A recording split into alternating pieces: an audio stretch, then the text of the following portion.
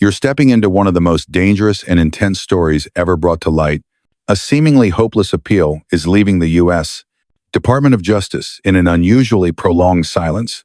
A woman is sitting behind bars in a federal prison in Brooklyn, but she could shake up the entire political system in Washington. And it's not because she's a victim. She's a convicted criminal, but now she has something no one else does. The key to unlocking the full secrets of Jeffrey Epstein's criminal network.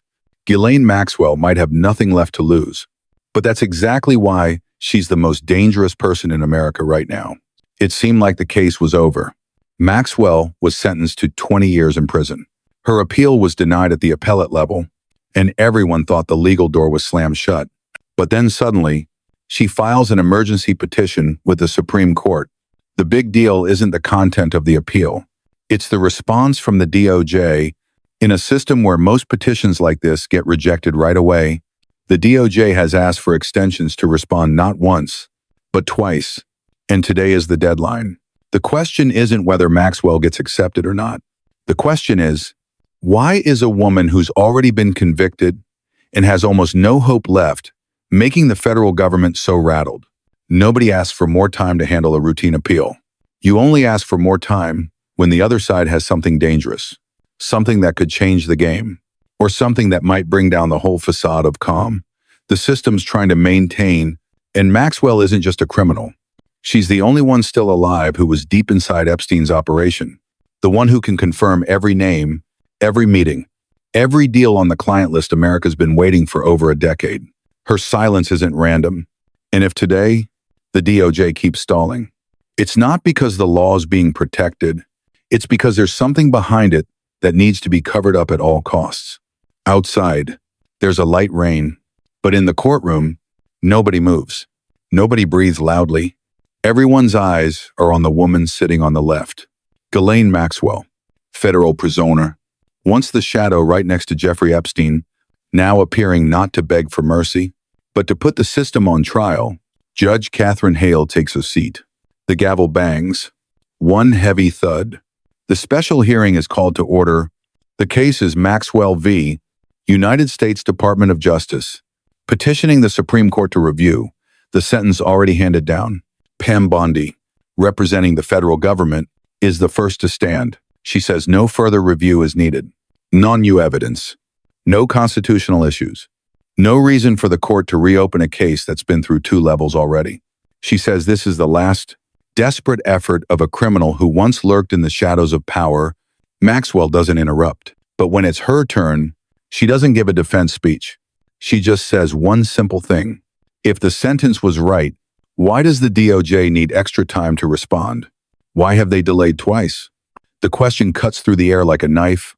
Pam Bondi replies that it's procedural, that it's the volume of records, that it's scheduling, but the answer comes too quick and too thin. Maxwell stares straight ahead.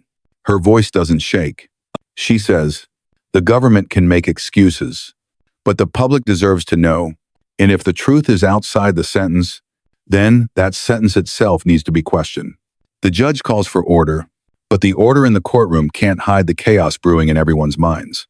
This hearing isn't just a routine appeal procedure. It's the start of something bigger, an uneven fight between a prisoner and the whole machinery of power. And today, that prisoner is landing the first blow. The atmosphere in the courtroom starts to shift, not because someone just yelled, but because everyone realizes this case has gone way beyond a simple appeal petition. The judge looks down, flipping through the file pages. Her eyes linger for a few seconds before moving to the DOJ's second response brief.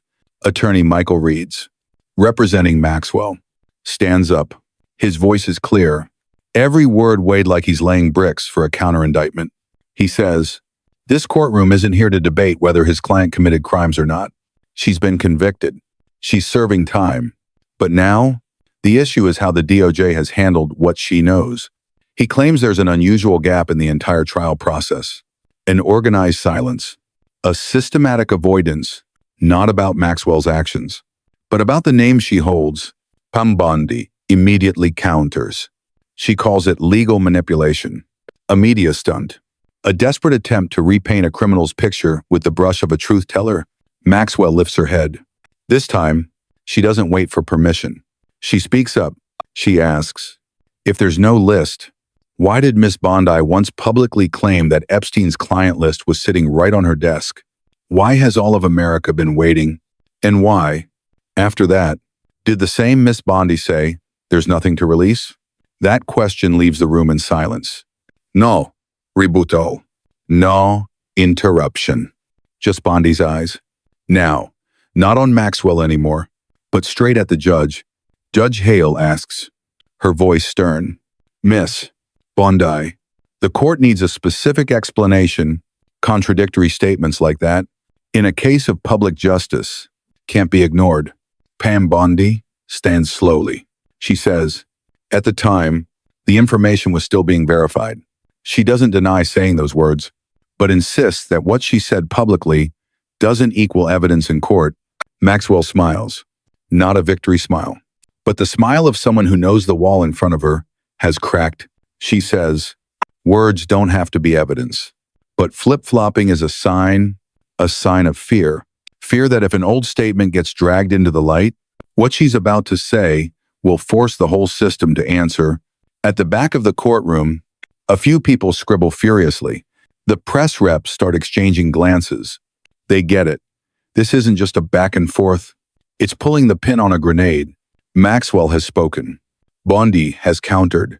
But the doubt has landed right in the middle of the room, and nobody dares deny that this trial is pivoting, not around guilt, but around truths that were never allowed in the case file. Maxwell isn't asking for leniency. She's not offering a plea for reduced time. But everyone in the courtroom can feel it clearly. Something's happening behind her. Words, a kind of bargaining. Not on the record. Not written in any deal. A wordless warning. But everyone hears it. Judge Catherine Hale looks down. Amid dozens of reports, what makes her pause the longest isn't the case details, but the DOJ's 2 response extensions, one of them without an official reason, just one line, needs more time. The question comes out, soft but sharp. Why need more time for an appeal that's already been denied on appeal? Attorney Reeds stands for his client. He doesn't use legalese heavy words. He speaks in a voice even someone who's never set foot in a courtroom can understand. He says, there are things the law doesn't want to touch, especially when they could drag in a list of names the whole system's trying to keep in the dark. He claims, since Maxwell's been locked up, she's been restricted from contact in an unusual way. Calls with lawyers recorded, mail, censored and delayed. Every request to meet the press gets denied with security excuses. Bondi sits still, but her eyes can't hide the impatience. She stands, countering that it's all standard Bureau of Prisons procedure.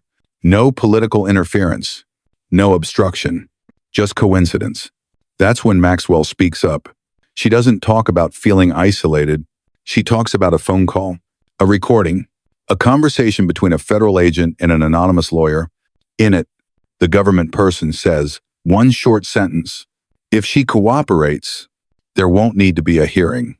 The whole room seems to hold its breath. The judge looks up. Do you have proof of that call? Maxwell doesn't answer right away. She turns to her lawyer. Reeds nods slightly. And then Maxwell says, the proof isn't in my hands. But if the hearing is accepted, I'll provide a copy, under oath. Pam Bondi reacts immediately. This is blackmail. This is coercing the system. A defendant can't set terms for justice. Maxwell replies, not raising her voice, but loud enough for everyone to hear. I'm not setting terms. You guys bargain first. But this time, I'll record it, publicly. In that moment, it's no longer legal argument. It's the system being challenged out in the open, and not with guns, but with a promise to expose everything if the court doesn't act. Judge Hale closes the file. Her eyes don't hide the tension. She doesn't say more. But the slight nod before declaring a 15-minute recess is enough to signal that the trial has entered a new phase. From that moment, the DOJ isn't facing off against a prisoner anymore. They're facing a living memory, a memory that could spill the truths the whole system's dodged for 2 decades. If there's a moment that makes a packed courtroom dead silent, it's when Maxwell looks straight at the DOJ rep, then says slowly, word by word, I have nothing left to hold on to, but you all have a lot to lose. That statement isn't a threat. It's the opener to a living indictment. Read without documents, without papers, but from memory, and with no turning back determination, the judge allows the hearing to continue, within limits, not public, but the record will be fully transcribed. Attorney reads, stands by, but doesn't interrupt his client. He just nods when she glances over. And then, Maxwell begins. She talks about the flights not publicly logged, but with passenger names in the pilot's logbook. Among them, she names 3. A former governor, a hedge fund CEO, a cabinet member who once handled national security. She says they weren't just guests. They were served. They didn't just know who Epstein was. They knew how the system was built to protect people like them. Pam Bondi tries to object. She raises her hand, but the judge raises hers first. No interruptions. The accusation goes on. Maxwell talks about the transfers. Funds not in the U.S. banking system, but traceable. Because no transaction ever fully vanishes, she claims the DOJ once had a chance to follow that money trail, but they didn't. Because if they did, she says, they'd have to subpoena people sitting at the highest levels of government. Clara Royce, the only investigative journalist cleared to be there, grips her notebook tight. The names Maxwell just dropped were once suspicions, once rumors. Now, they're said out loud in an official hearing. Maxwell keeps going. No hesitation, no stumbling, no plea for mercy. She says she was offered deals. Not once. People brought draft agreements, a retired judge, a courant legal advisor, all asking for one thing: stay silent. I stayed quiet. She says, I accepted the prison sentence, but you wouldn't leave me alone. You monitored me, cut off contact, blocked lawyers. And now, I know why. She pauses, not from tiredness, but to make sure everyone gets what's coming next. If I die in this prison, copies of my statement will be released. Recordings will play. Data you thought was deleted will come back. She looks straight at Bondi. I don't need to be released. I just need to speak. And today, I spoke. From now on, you all have to decide. Face the truth, or keep running from it. Nobody in the courtroom moves. Nobody writes more. Nobody asks more. Because sometimes, an accusation doesn't need a defense. It just needs someone bold enough to say it out loud. And this time, that someone isn't a lawyer, isn't a journalist, isn't an official. It's a prisoner. The only one left alive who knows where the shadows started and who they end with. Nobody claps after Maxwell's closing words. No whispers. No reporter lifting a phone. No advisor murmuring to an official. The whole room feels like a vacuum. Because everyone understands right then the scales of justice aren't in the system's hands anymore. They're tipping towards someone once framed as a criminal, someone who just drowned the entire defense with something they can't refute. The surviving memory of an insider, Judge Catherine Hale doesn't speak right away. She closes the file, then looks at the DOJ rep. Miss Bondi is still standing, but her face has changed. Not fear, but calculation. And when a legal official starts calculating instead of dismissing, the battle has hit the foundation of the system. The judge speaks, her voice steady, not rising, no harsh, but each word heavy like a hammer in the silence. The court notes the statements from defendant Ghislaine Maxwell and notes the inconsistencies in the DOJ's response records. She pauses. Nobody dares interrupt. Therefore, she continues. The court orders, within the next 72 hours, the Department of Justice must submit an official written response signed by the Attorney General or authorized representative, including the prison oversight report, the restricted contact list, and the transcript of the recording mentioned in today's hearing. A moment of stillness. If not met by the deadline, the court will convene a public hearing with subpoena power and witness summons. Bondi objects, her voice higher than before. Your Honor, this sets a dangerous precedent. A prisoner can't dictate the schedule for the U.S. Department of Justice. Maxwell looks straight at her. I'm not dictating. You created the precedent by delaying, by refusing to release, by turning the list into rumors. Today, I'm just reminding you that if justice really exists, it's time for it to speak up. The judge doesn't respond to Maxwell. She looks at the clerk, nods. The order is entered into the record. Court is adjourned for now. But everyone knows this isn't just a procedural pause. It's the last bit of time for the system to choose. Stay silent and risk exposure, or step into the light and face it all. Maxwell is escorted out. No handcuffs. No rush. But each of her footsteps echoes in the minds of those who just heard her. Left in the courtroom, only a few linger. Clara Royce stands, tucking away her notebook. She says nothing, but her eyes show one thing for sure. The news just exploded. And this time, the press isn't chasing the truth. They're sitting right in the middle of it. And Pam Bondi, she's still sitting, but not looking at anyone. She's staring at the wooden clock on the wall. The second hand keeps ticking, and the time for silence is running out. 36 hours after the hearing, the Attorney General's office in Washington issues a short statement. No press conference, no spokesperson, just a 2-page PDF sent to media outlets through internal channels. Inside is the DOJ's official response on the Maxwell case. The core argument is clear. Maxwell is a lawfully convicted criminal. No reason to reopen based on statements without physical evidence. No recording submitted. No new documents. Just words. But hidden behind the formulaic language is a quick countermove. First, they announce a new investigation, but not into the individuals Maxwell mentioned. The target is the Epstein trial process, with vague wording about signs of violations from the old investigative team. Second, they decide to shuffle the oversight team at MDC Brooklyn. The unit handling Maxwell's file gets reassigned, no explanation given. And third, they declare an internal review of Maxwell's allegations, but not in court. In an administrative framework, meaning no public access, no questioning, no media entry. Attorney Michael Reeds calls this a deliberate stalling tactic, a way to choke off the oxygen, not deny, not confirm, just drag it out, drag until the public gets tired, until Maxwell isn't the focus anymore. Pam Bondi, in a leaked interview clip a few hours later, repeats the core message. We can't let a precedent be set by a threat. But when asked about the recording Maxwell mentioned, she declines to comment. And when a reporter brings up the client list she once said was on her desk, she just smiles. Her only reply, desks get cluttered with paperwork sometimes. Inside the DOJ, a team of advisors is assigned to handle the Maxwell case separately. No public name for the group. No clear members. But the press dubs them unofficially the Detox Squad. Their job is simple. Pull out each nail Maxwell's hammering into the sealed door of truth.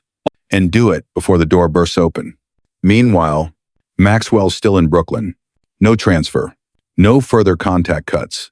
But no lawyer meeting since the hearing either. Attorney Reeds has filed an emergency motion with the court.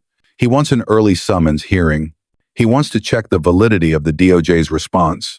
He says one line in the petition, they're not putting out the fire, they're just covering the smoke. But smoke is still a signal. And Maxwell, even locked up, is the only one holding the lighter. Tuesday morning, 6:17, investigative reporter Clara Royce's personal account gets a weird email. No subject. No signature. Anonymous sender. Attached is a 3-minute, 18-second audio file. The note in the file, just 3 words. If I disappear, Clara opens the file. The voice on the recording needs no verification. It's Maxwell. Calm, clear, no rush, no background noise. Just her and a story. She starts with a timeline. April, 2 years ago, when she was in pretrial detention, a visitor came, not listed as a lawyer.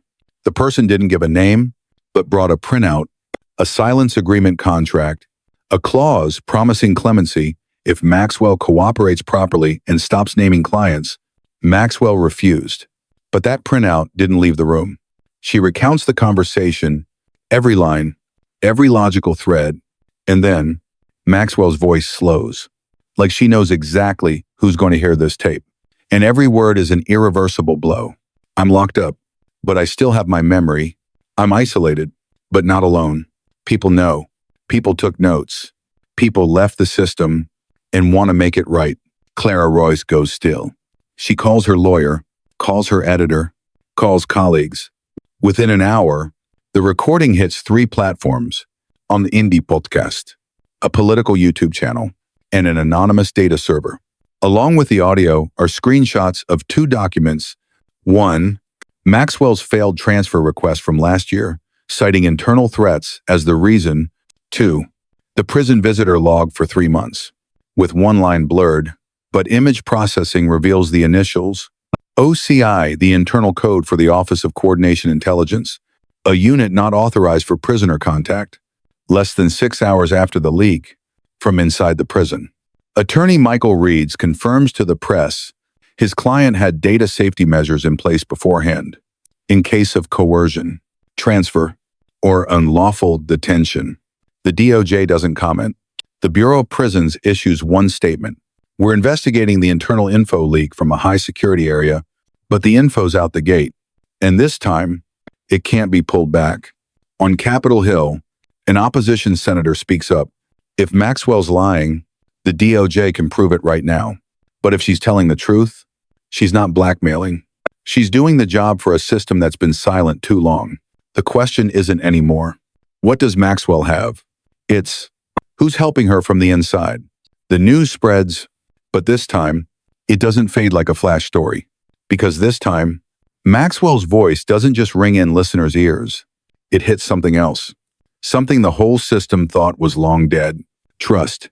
Not blind trust in justice, but trust that, maybe, just maybe, the truth still has a way to be heard. The backlash isn't slow. A wave of calls for public hearings floods platforms. Hashtag Let Her Speak gets mentioned tens of thousands of times in 24 hours. A young opposition senator tweets short, "Don't ask why she's still alive. Ask why the people on the list haven't faced court once." And then, people start asking, not with slogans. With action, they send letters to congressional offices. They demand files reopened. They demand the DOJ answer to Congress not about Maxwell, but about themselves. At this point, the story isn't about a prisoner anymore. It's about a principle. When the system stays silent too long, the public has to be the one to speak up.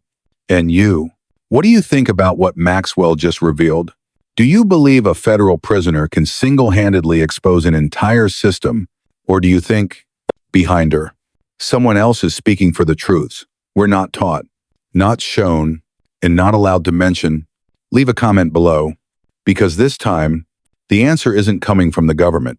It's coming from the people who still dare to speak out.